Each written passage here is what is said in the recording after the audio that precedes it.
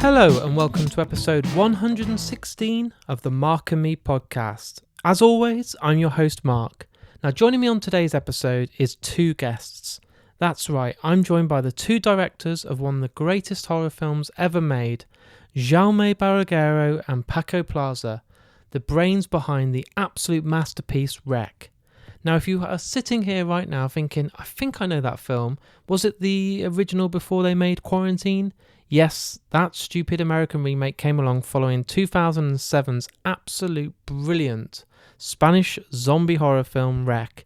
Now if you haven't seen this film, I urge you to go and check it out. There's also the sequels Rec 2, 3 and 4, but for me the original is so perfect as a horror film. As far as found footage horror movies go, this is for me the best one out there, and it really did change the genre for me. It really was one of those first films I remember seeing that genuinely scared me, and I can't believe how old it is now and it still looks unbelievable. Arrow have recently released a special edition Blu-ray and it looks incredible. The extras on there are amazing, there's loads of making of features, and honestly the picture quality for the age of the film is just outstanding, so I urge you to all go and check out Rec. But I think most people that are listening to the podcast today know this film and love this film because it really is one of the best horrors made. In true typical Mark and Me fashion, I do like to touch base and talk about the last episode, and it was part of the Voice Behind the Artist specials. I was joined by Dolly, and this was a real deep conversation, and I've seen a massive response, and lots of people saying they've gone and checked out his art since listening and made purchases, and that's kind of the ultimate compliment for me in doing these art specials, is bringing these incredible artists to your attention. But let's get back onto today's episode. I'm really excited for this one. These directors are geniuses and they brought to me one of my favourite horrors. So I'm proud to say, here's my interview with Jaume and Paco, talking all things horror. Thank you both for joining me today on the Mark and Me podcast. What I wanted to do is take it right back to the very start and find out what it was that made you both fall in love with film. I think it was through television. I remember watching the Incredible Shrinking Man. Yeah. When I was like, I don't know, 8 or 10 years old in Spanish television. And I think that was the first fantasy film I saw. And so it was my first contact with a film that was telling a story that doesn't happen with an ambition of realism, you know, like, and for me it was, I remember, for me it was like an epiphany. It's like, this is way more interesting than real life with the real with the real rules of how the world works. For me, it was. I think that film made something in my brain, like planting the idea of that you can be open to stories that through fantasy let you take a peek at a different world with when everything is different and magic is real. So I think that was my first connection with fantasy, and I still remember the impact it created in me as a child. And Jaume, how about yourself? I have three early memories of me in connection with horror movies. The first one, I think the first horror movie I remember, I saw it with my parents when I was a child or very young in a drive-in. That is very strange in Spain because there's no drive-ins in Spain, but there was one in my village, and we went and we saw The Others by Robert Mulligan. Yeah, and I was obsessed. I think I decided then I wanted to make horror movies in my life with this movie. And another early memory is when I saw years later Maniac. It was my first approach to a strong horror movie, and I was really impressed also. And Paco was talking about the Incredible Stinking Man. And I remember also I was very, very excited and very, very impressed when I saw in the village when I spent my summers and when I was a child in the theater in that village. It was announced The Incredible Melting Man. You know that movie? Yeah. And the announcement was so strong and so disgusting. I was really, really impressed, and I remember that like as one of the important points for me to go to horror. And I'm sure you've both got this question a lot, but when was it that when you two first met and decided that you'd like to kind of work together? One thing is, I think we met in the 90s when we were shooting short films, and we met at some short film festival. I'm never sure if it was in Valencia or it was in San Sebastian, but any of those, because there was a circuit. By that time, there were a lot of short film festivals, and we met there. And years later, I moved to Barcelona because I shot my first film there, and that is when we started to see each other in a more regular basis. And I think the idea of working together was something very natural because they asked Jaume to direct a documentary about OT, that is like, ¿cómo se llama en inglés? Idol, ¿no? Well, like American Idol or you know, this kind of shows, TV shows. Yeah. And they asked Jaume to make a documentary of that about that TV show, and he asked me to come aboard with him and work together, and that was our first collaboration, working in a documentary, and we had a lot of fun together, and we became closer, and in a very natural way, talking about the films we were thinking about separately. We had the spark of the idea of making something like a horror documentary, and I don't think we never decided to direct it together. It was something like we get excited talking, and we reached a point where, okay, let's do it together. And Jaume, you were just saying, obviously, when you first met and etc., when you started working on Rec, to know that you were both directing, it's quite a big responsibility. Did you find the relationship worked really well straight away, with you kind of not clashing, and did your ideas always gel, or was it quite tough, both of you being at the kind of the head of the camera directing a big film? For the first time, we decided to make it together and to partage everything. It was just for us. It was just like two kids playing together and having fun together. And there was only one rule. We always remember that there's only one rule. If there was something, an idea that one of us didn't like it, then we didn't make it. But normally we liked both together. We liked everything when it was happening. So it was really, really, really funny, and I think both we were managing everything at the same time. I think with Rec as well, what made it so unique, there was a lot of films that came out afterwards of found footage. You know, we had films every few months. It seemed to be a big trend over in the film industry where so many films were all about the found footage, but you seem to be one of the first out there that did this, and you did it well. You couldn't have ever imagined the response to be so big when this film came out. Not at all, because we didn't even know it was going to be released.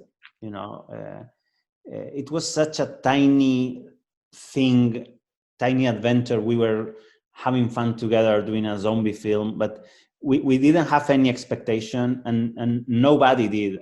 Nobody had expectations of the film being a success or something like that. Not at all.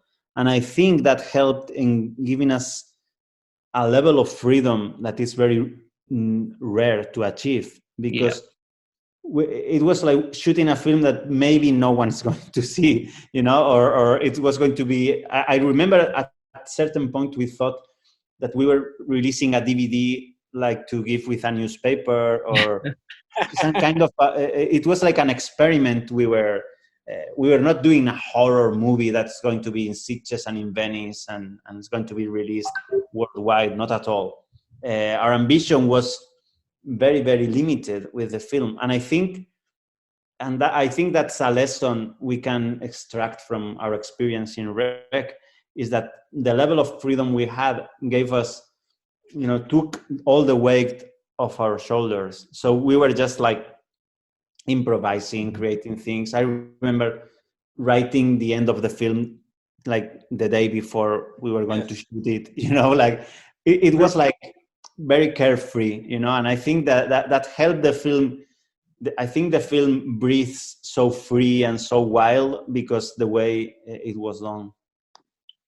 And how important was it for you to use the practical effects? Because without all the CGI, I think that's what makes the film so scary. Watching it back, even after 3 or 4 times, it still jumps and scares you at the right moments.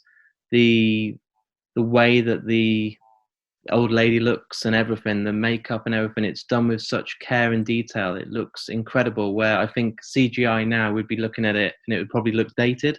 Well, I think if we made the movie now, right now, probably we would decide to make to use digital effects. Yeah, it was 15 years ago. It was not that improved, this kind of probably not in Spain, No. And then we decided to make it practical, practical effects, and it was very difficult because the shots were live and were very long, and normally and special effects, a complex special practical effect happens in the middle of a long shot, and it was very, very difficult to hide the people involved in the effect and the technicians, and it was really, really difficult. But we decided to make it this way, and I think that's what I think. But I think you can perceive something more realistic and more natural when you use practical effects. I love practical effects more than special effects, more than digital effects. Some of my favorite films, obviously, are John Carpenter, so The Thing and Halloween and stuff like that. And the way he uses it all is just incredible. And that's why now when I watch it back, it still scares me. It still looks real because they took that design and those puppets and those monster designs, and they're timeless for me. Absolutely. When it is really there, it works, but not only for the audience, but for the actors playing. We had the feeling that we were shooting a documentary, Yeah.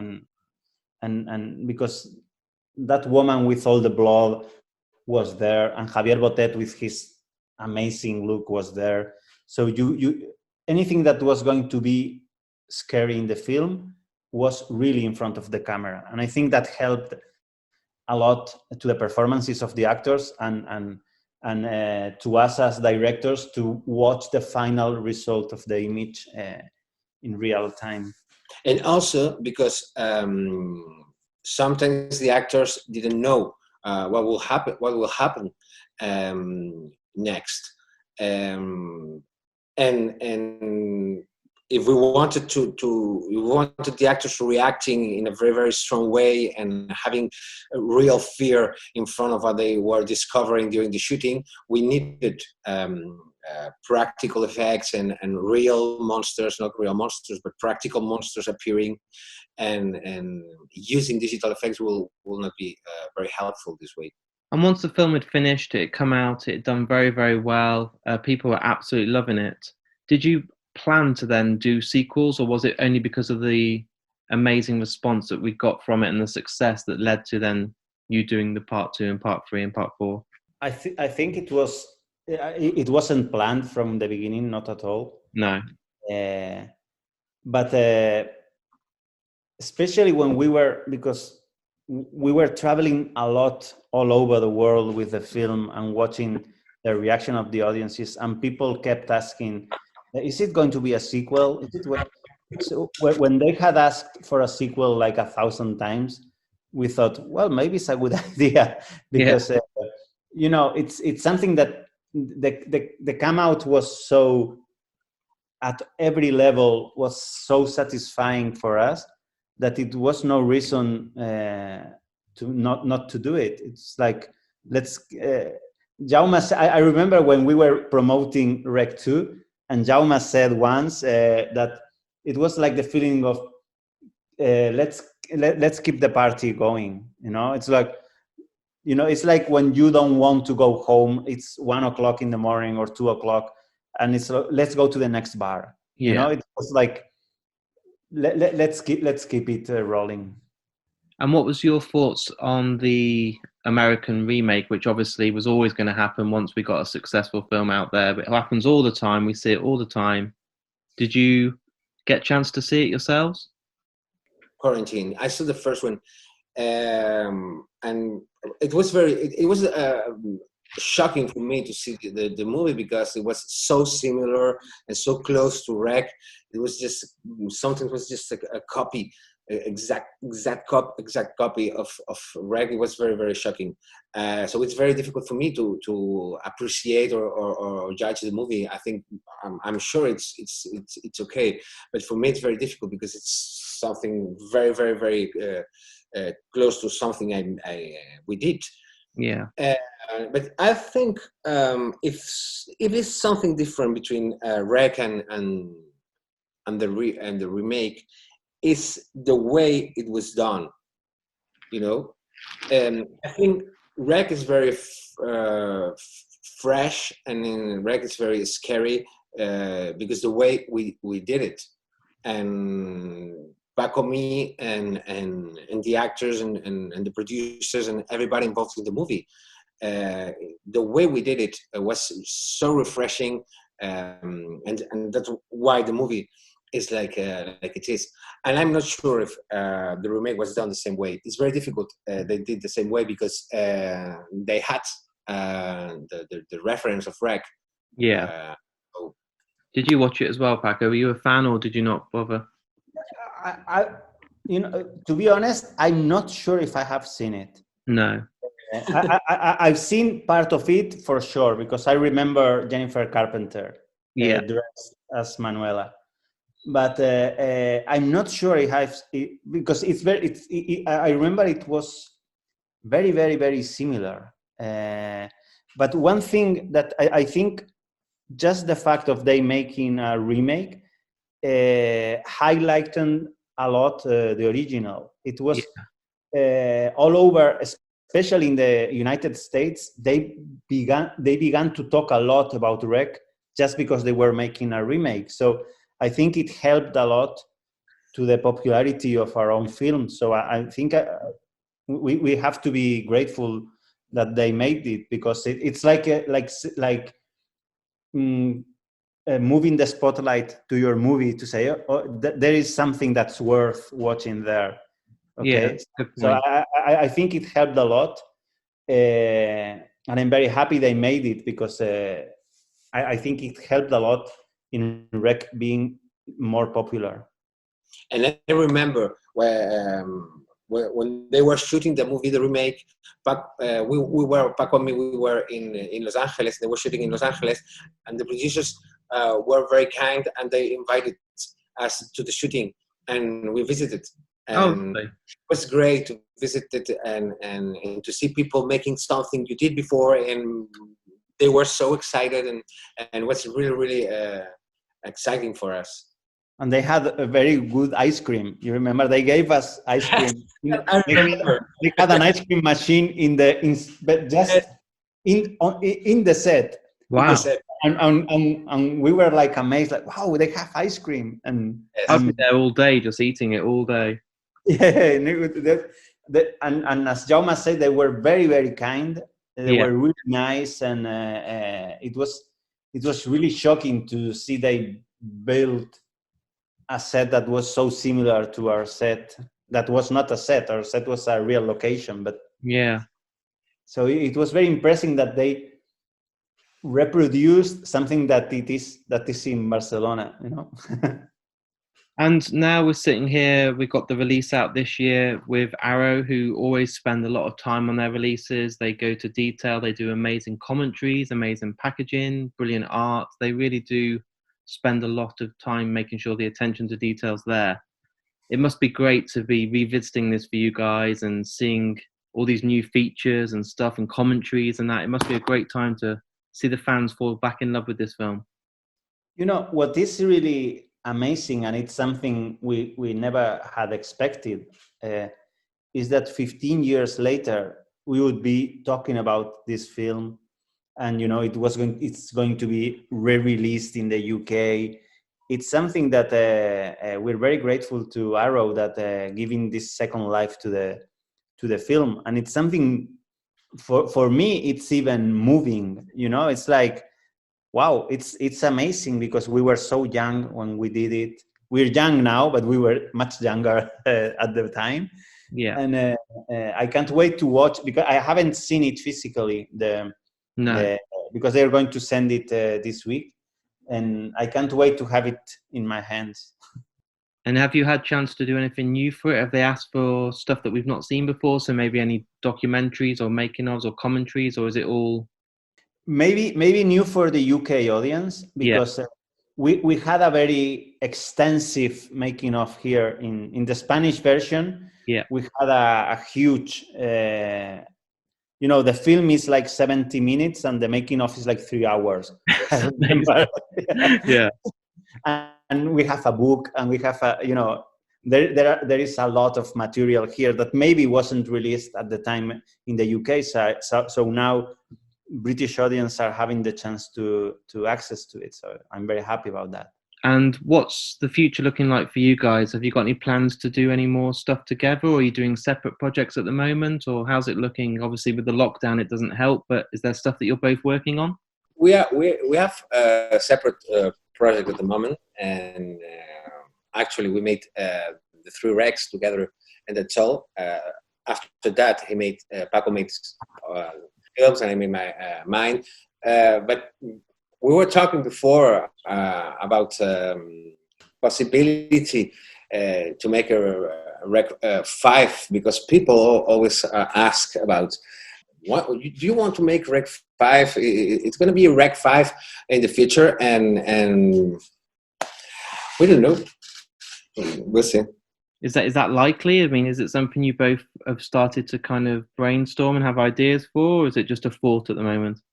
I have an idea that I'm going to tell Jaume later. Yeah. Because I haven't told him yet. But I think it would be nice to make the film to release it in the 20th anniversary. Oh, nice. Like when it's... so we have time to shoot it. Yes. And it would be nice to make like Rec 20, not Rec 5, Rec 20. It's like the 20th edition, you know, 20th anniversary. And maybe it's not going to be the Niña Medeiros. It will be like Mrs. Medeiros, because she's grown up now. And a question that I ask everyone that comes on the podcast, and I'd like you to both answer it, is what advice do you give to people that are listening that want to become filmmakers like yourself? We have a lot of people that listen that are at film school or becoming directors. What advice do you give these people to try and make a name for themselves in an industry that is so hard to get recognized in?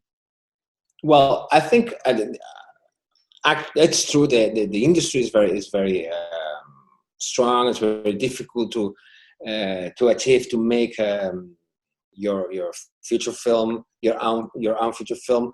But my advice is to shoot. Yeah.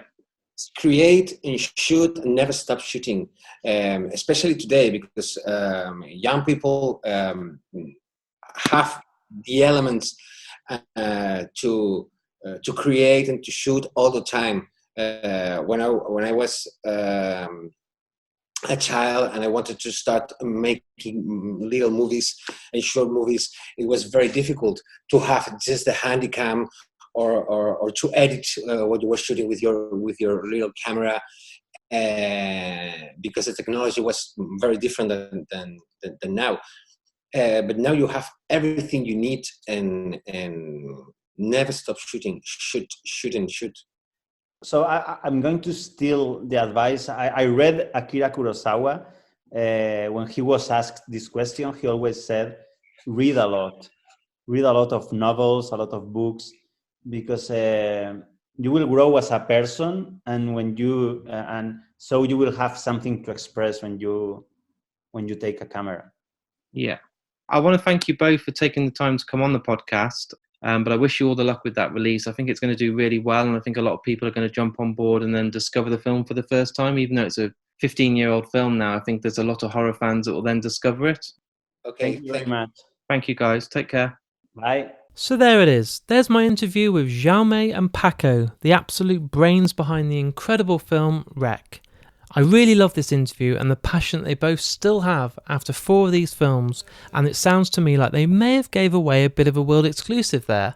I don't know if you picked up, but Paco was talking about how he's got some ideas for Wreck 5. Now, I've not read any information about this online, I've not seen this in any magazines, so maybe if we see this in the news over the next few weeks, remember you first heard this on markandme.com, because that sounds to me like he let more out than he was meant to, so that's really exciting, and I really do hope we get to see Wreck 5.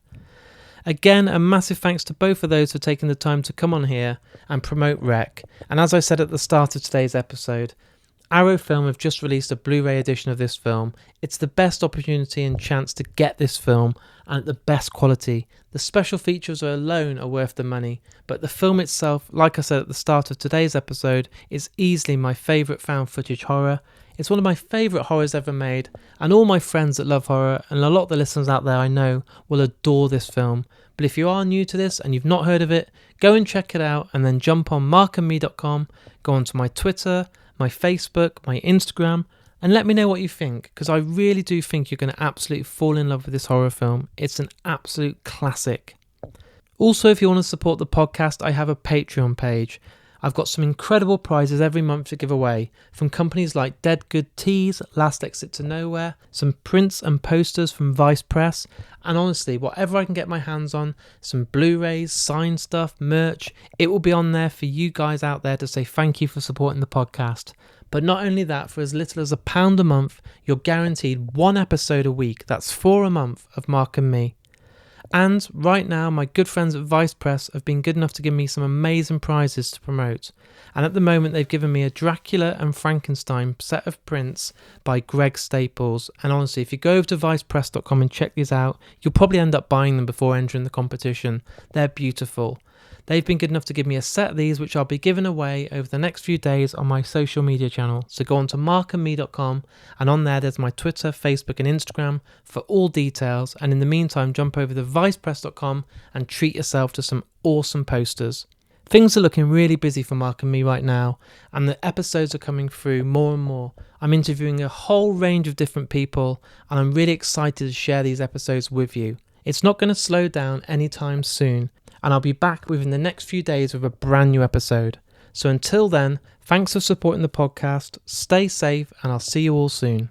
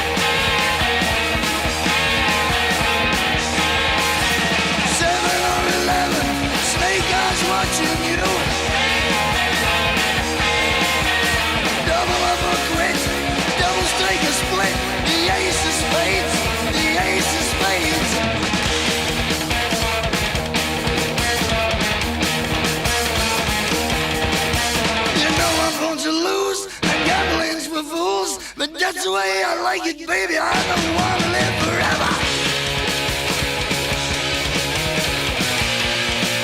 And don't gonna get the joke.